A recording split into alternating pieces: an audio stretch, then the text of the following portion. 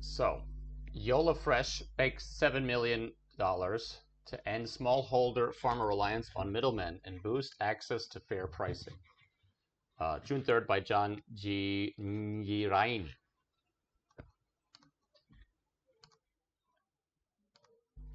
Morocco-based Yola Fresh recently secured $7 million in pre-Series A funding for its platform that streamlines the market linkage between smallholder farmers and retailers.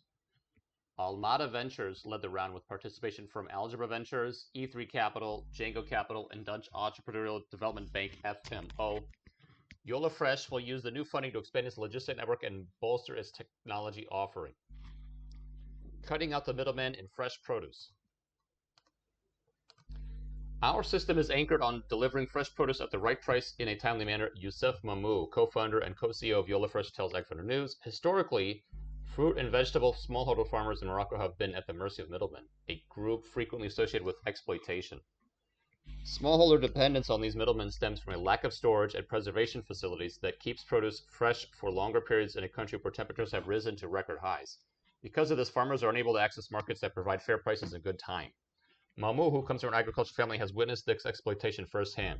I have seen how middlemen rake most of the profits when smallholder farmers are desperate to sell their produce in a timely manner to avoid post-harvest losses, he says. Post-harvest losses in Morocco rank among the highest in the world, ranging from 25% to 40%. Smallholder farmers, who represent about 60% of total farmers, bear the brunt of this.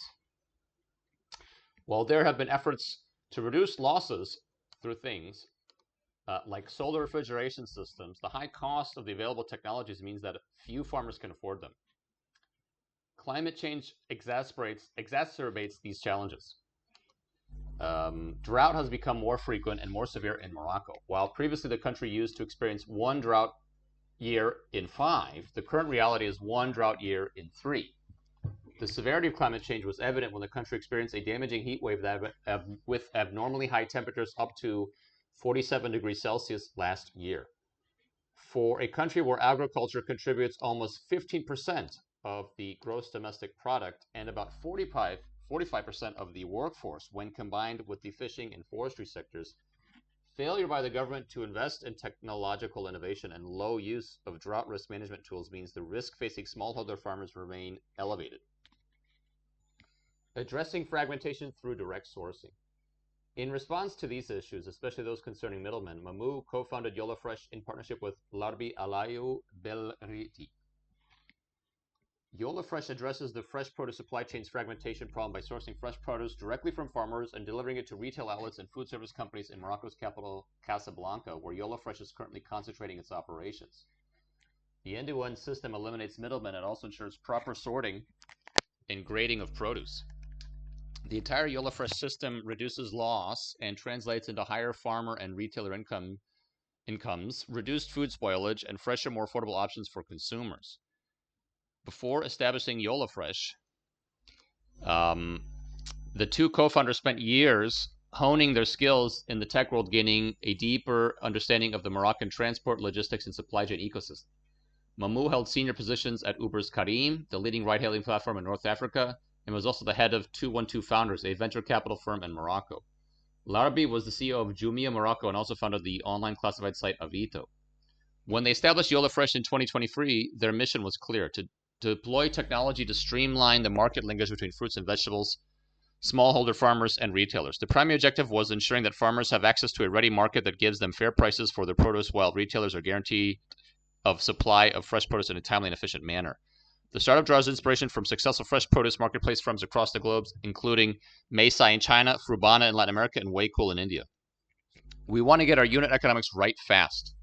Yola Fresh has been fast in gaining traction from farmers and retailers as well as investors.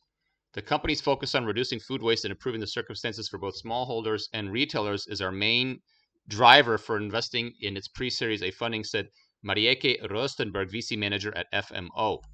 In 1 year, Yola Fresh has managed to recruit hundreds of farmers and is working with over 1,000 retailers. Volumes have already crossed the 1 million kilogram milestone, translating to 1,200 tons on a monthly basis. This means that Yola Fresh is recording about $1 million in monthly gross merchandise volume and is growing at a rate between 20% and 30% on a monthly basis. By the end of this year, the firm is aiming to reach 2,500 tons per month.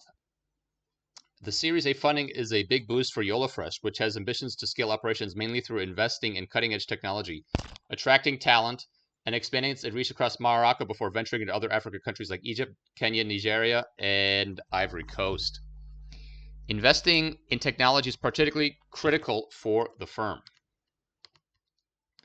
Unlike other marketplace startups, Yola Fresh does not own warehouses or trucks and does not hold inventories. For this reason, the firm wants to enhance the use of technology across the entire supply chain through machine learning and AI to make intelligence forecasts. With this funding, we'll expand our logistics network, bolster our technology, and empower more farmers to deliver high-quality produce directly to consumers, says Belhiti. While Yola Fresh is projecting to reach 40 million to 50 million in annualized revenues by the year 2026, the startup is pursuing growth in a calculated manner to avoid pitfalls that have befallen many other firms. We want to get our unit economics right fast, said Belhiti, adding that improving every aspect of the firm's profit and loss will set Yola Fresh on a long-term trajectory of profitability. This is critical considering that part of its medium-term plan is to get closer to the end consumer through branded products and owned retail outlets. Yola Fresh also sees opportunities providing smaller holder farmers with access to finance which will help increase production. So, end of article. That was an interesting article. It does seem that they have first mover advantage. It's an industry, it's an industry that when you talk about Africa in general, there's, of course, compared to other places, just underinvestment. So they are the incumbents, and there's not much competition directly, at least. And I do like the background of the co-founders from their other employment and other startups. So that's certainly going to help them avoid a lot of the pitfalls in running a startup. From my notes here and from our database, so our proprietary database, Mada Ventures, Casablanca, Morocco, Algebra Ventures, Cairo, Egypt, E3 Capital, Nairobi, Kenya, Janngo Capital, Ivory Coast, FMO, of course, up in the Netherlands. So that was interesting to see who's been investing in the $7 million round. But back to the business model. We understand the pain that they're having. We understand that we don't want the smallholder farmers to be abused. We don't want the smallholder farmers to be taken advantage of by what they're calling in this article the middlemen. And yet that, of course, is or has been really just one or two of the points of transaction, because the smallholder farmers are forced to sell to the middlemen at the markets, and the middlemen have a lot of leverage to hold the price down per kilogram or whatever it might be. And that's even true for stateside with companies like Walmart, where you have people that are producing at scale, and the people such as Walmart that are buying it know that the seller needs to sell and get the inventory off their hands because it's harvest. And certainly if the smallholder farmer doesn't have the ability to create a longer shelf life for their products, then there's even more sense of urgency for the farmers, or in this case smallholder farmers, to just get the inventory off their hands. And then, of course, around the world, from what we've seen, that most farmers are cash strapped just by nature. So when it's harvest time, they just want to get some cash in their hand, and they just don't have the ability to even map out or look out so further down the line. So what I do not like about this, so what is good about this is that here we go. It says here investing in technology is particularly critical for the firm. Unlike other marketplace startups, Yola Fresh does not own warehouses, does not own trucks, and does not hold inventory. So that means, like, if we look at the WeWork model, the WeWork really got slammed because they actually didn't own the office space themselves. They were at the mercy of the tenants, the landlords, and they were just a tenant. So for this business model, it says the firm wants to enhance the use of technology across the entire supply chain through machine learning AI to make intelligence forecasts. Well, that sounds nice, but is that really core to the business model? So with this funding, they say they will expand their logistics network. So bolstering technology empowers the farmers to deliver high-quality produce directly to consumers. All right, that's the key. Directly to consumers, but then who's owning the sites on site in city number 1, which is Casablanca. So it seems that at the article ends with, this is critical considering this part of the medium-term plan is to get closer to the end consumer through branded products and owned retail outlets. So Yola Fresh will eventually own the brand. So this is maybe what Kirkland does with Costco, branded outlets and owned retail outlets. So that's their true retail footprint. So that would be, yes, last mile. They would be optimizing the technology, getting a great price, helping out the smallholder farmers, and then controlling retail outlets in Casablanca. And so it says Yola Fresh also sees opportunities providing smallholder farmers with access to finance. Okay, then they become a completely different business unit altogether, which will help increase production. So that is true. If they find really good farmers that just need a better cash call, then yes, they can get into finance. But that would just be a spin-off, it seems. It's not core to the business. It's a nice to have. It's not a must-have.